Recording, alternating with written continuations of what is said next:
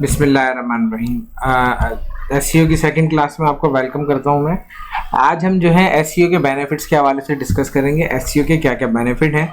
तो सबसे पहला जो बेनिफिट है वो है क्वालिटी ट्रैफिक को डाइवर्ट करना, यानी कोई बंदा सर्च इंजन पे हमारे बिजनेस के हिसाब से सर्च करे तो हमारी वेबसाइट पर आए, और हर बिजनेसमैन यही चाहता है कि लोग उसकी वेबसाइट पर जाएं और कोई सेल परचेज या कोई भी सर्विस वगैरह के हवाले से जो वेबसाइट है उसको अवेल करें, या कोई मालूमात हासिल करनी तो भी हमारी वेबसाइट पे जाएं। क्वालिटी ट्रैफिक जो रेलिवेंट ट्रैफिक कहलाता है वो हमारी वेबसाइट पे आना। सेकंड चीज़ है बूस्ट ब्रांड अवेयरनेस। अब देखें, अगर मैं पहले पेज पे मेरी वेबसाइट आती है तो ऑटोमेटिकली अगर कोई सर्च करता है मेरे प्रोडक्ट्स के बारे में तो वो मेरी वेबसाइट को भी विजिट करेगा। तो सूरत में मेरी ब्रांड अवेयरनेस भी हो जाएगी।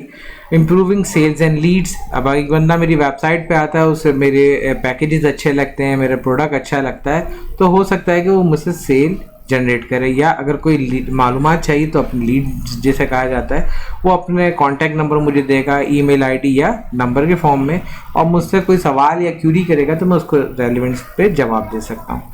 Reduce promotional cost. अब देखें, पहले पेज पे आने के लिए हमें पेड एड्स चलाने पड़ते हैं। अगर मैं एसईओ नहीं करता अपनी वेबसाइट की तो मुझे पैसे देने पड़ेंगे, और उसमें मुझे जो प्रमोशनल कॉस्ट है वो मेरी बच जाती है। वेबसाइट ट्रस्ट एंड अथॉरिटी, यानी वेबसाइट में जब पहले पेज पे एक वेबसाइट आ रही है गूगल के एल्गोरिथम्स के हवाले से, तो वो ऑटोमेटिकली मेरा एक ट्रस्ट बिल्ड हो जाता है गूगल पे कि भाई मेरी जो वेबसाइट है गूगल के हवाले से जो है रेलिवेंट है। Long term traffic. अच्छा, एसईओ जो है एक स्लो प्रोसेस होता है लेकिन ये लॉन्ग टर्म होता है। इसके अंदर क्या होता है कि भाई जैसे जैसे वेबसाइट की रैंकिंग बेहतर होती जाती है, बढ़ती जाती है, उसी तरह से ट्रैफिक भी बढ़ता चला जाता है। और ये नहीं है कि भाई 2 दिन ट्रैफिक है, तीसरे दिन से ख़त्म हो गया, ऐसा नहीं होता। ट्रैफिक कंटिन्यू रहता है, तो वो आहिस्ता आहिस्ता करके लॉन्ग टर्म तक चलता रहता है। फिर इजी कन्वर्जेशन हो गई, लोगों से मालूमात वगैरह या कोई भी सेल लीड्स हैं तो सेल्स में कन्वर्ट हो जाएंगी, तो मल्टीपल इजी कन्वर्जेशन हो सकती हैं। हाई CTR, जो एक्सपेक्टेड CTR होता है गूगल का वो बहुत ज़्यादा अच्छा आता है। Help beating the competitors. अगर मैं पहले पेज पे आता हूँ तो ऑलरेडी मैं कंपटीटर से बेहतर हूँ, तभी पहले पेज पे आ रहा हूँ। Eliminating traditional marketing. अच्छा, यहाँ पे ट्रेडिशनल मार्केटिंग बिल्कुल ही ख़त्म हो गई कि मुझे प्रमोशन करना पड़ रहा है, टीवी पे ऐड चलाने पड़ रहा है, न्यूज़पेपर में, रेडियो पे, या कोई और मुझे प्रमोशनल जरिया अख्तियार करना पड़ रहा है, तो वो ख़त्म हो जाता है। 24/7 प्रमोशन, 24/7 मैं ऑनलाइन रहता हूँ।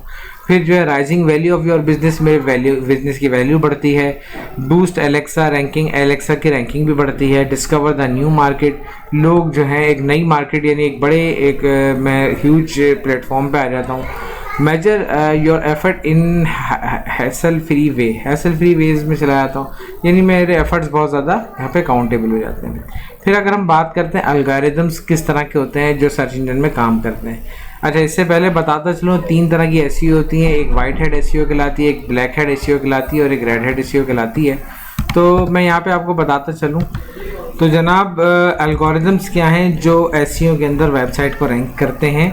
तो गूगल के कुछ एल्गोरिथम्स हैं, तो उसके बारे में जानते हैं। Google algorithms are complex system, यानी एक सॉफ्टवेयर टाइप का सिस्टम होता है use to retrieve data from its search index, जो गूगल के सर्च इंडेक्स से डाटा रिट्राइव करता है and instantly deliver to the best possible result for a Curie.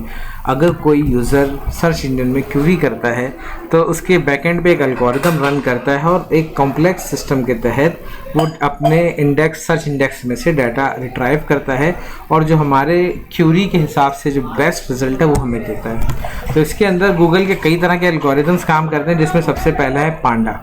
पांडा 2011 में आया था, और ये कंटेंट की क्वालिटी के लिए है कि कंटेंट किस क्वालिटी का कंटेंट हमें देना है, वो उसके हवाले से काम करता है। सेकंड जो था पेंगुइन था। पेंगुइन बैकलिंक और स्पैमिंग चेक करता है, कहीं लिंक फ्रेमिंग तो नहीं हो रही, फार्मिंग तो नहीं हो रही, यानी एक लिंक से दूसरे लिंक, दूसरे से तीसरे लिंक डाइवर्ट पे डाइवर्ट किया जा रहा है, तो ऐसा नहीं है। बैकलिंकिंग तो कैसी यूज़ हो रही है इसमें, तो इस सारी चीज़ों को पेंगुइन टेस्ट करता है। अगर यहाँ पे किसी ने ब्लैक हेड एसईओ की होगी जिसे जो गूगल के एल्गोरिथम्स के ख़िलाफ़ होती है, तो बैक लिंकिंग के अंदर आज नहीं तो कल ये पकड़ा जाएगा और वेबसाइट की रैंकिंग आउट रैंक हो जाएगा, जो मौजूदा रैंक होगी उससे भी डाउन हो जाएगा। पिजन 2014 ये जो है ये 2014 में पिजन के नाम से एक इसका एल्गोरिथम बना। ये डिज़ाइन हुआ था understand the relation between query and location. अब फ़र्ज़ करें कि आप पाकिस्तान में बैठे हैं कराची के अंदर, और कराची में मैं ढूंढता हूँ KFC, ठीक है, तो वो मुझे बाहर का यानी लाहौर का KFC नहीं दिखाएगा, वो मुझे कराची का KFC दिखाएगा। और कराची में मैं अगर बैठा हूँ नाज़िमाबाद के अंदर, तो मुझे वो नाज़िमाबाद के जो करीब की लोकेशन है उसके हवाले से मुझे बताएगा। तो ये जो इसका पेंगुइन है, पेंगुइन वाला जो एल्गोरिदम है, ये लोकेशन और क्यूरी के हवाले से काम करता है। फिर उसके बाद जो है 2013 में एक और इसका एल्गोरिदम आया था जिसका नाम था हमिंग बर्ड। हमिंग बर्ड जो है वो रेलेवेंसी चेक करता है क्यूरी और कंटेंट की, कौन सा कीवर्ड सर्च किया गया है, कंटेंट में वो मौजूद है, कंटेंट में उसके हवाले से क्या चीज़ें मौजूद हैं क्या नहीं है, वो सारी क्वालिटी रेलेवेंसी को चेक करता है। फिर एक और आया था 2013 के अंदर गूगल पे डे।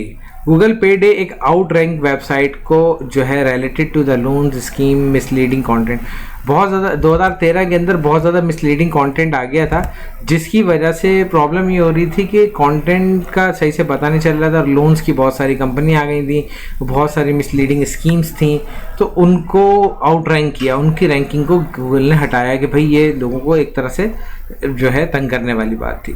फिर जो है 2015 में मोबिलागोडॉन 2015 के अंदर आया, जिसके अंदर यूज़र एक्सपीरियंस स्मॉल स्क्रीन के अंदर इसको देखा गया, जैसे टैबलेट के अंदर आपकी वेबसाइट कैसे बिहेव करती, कैसे नज़र आती है, मोबाइल के अंदर आपकी वेबसाइट कैसे नज़र आती है, डिफरेंट स्क्रीन पे वेबसाइट किस तरह से नज़र आती है। फिर 2018 में फ्रेड के नाम से आया, ये पुअर यूज़र एक्सपीरियंस को देखता यानी इसने यानी के लिए बनाया गया था कि जो पुअर एक्सपीरियंस है, जिनका यूज़र एक्सपीरियंस, वो उनको अलग करके आउट रैंक करता था। अब जैसे not optimal for placement add, अब अगर एक वेबसाइट है, उस वेबसाइट के अंदर टॉप पे भी एक ऐड दिया है, राइट साइड पे भी दिया है, बॉटम में भी दिया है, लेफ्ट साइड पे भी दिया है, पूरी वेबसाइट में जगह जगह ऐड की जगह दे दी, तो उसने कहा कि ये यूज़र एक्सपीरियंस पुअर हो गया। तो ये एक एग्जाम्पल है, इसी तरह की बहुत सारी एग्जाम्पल्स होती हैं जिससे यूज़र का एक्सपीरियंस पुअर हो जाता है। तो ये गूगल का एक एल्गोरिदम था जिसके ऊपर गूगल ने इसको जो है ना काम किया, और इन्हीं एल्गोरिदम की बेस पे गूगल हमें एक सही और रेलिवेंट रिजल्ट देता है। जो भी चीज़ हम सर्च करते हैं सर्च इंडेक्स के अंदर, हमें एक सही आंसर और सही हमें इसका जवाब मिलता है। ठीक है, आज के लिए इतना ही, नेक्स्ट क्लास में इंशाल्लाह आगे कंटिन्यू करते हैं। तब तक के लिए अल्लाह हाफिज़।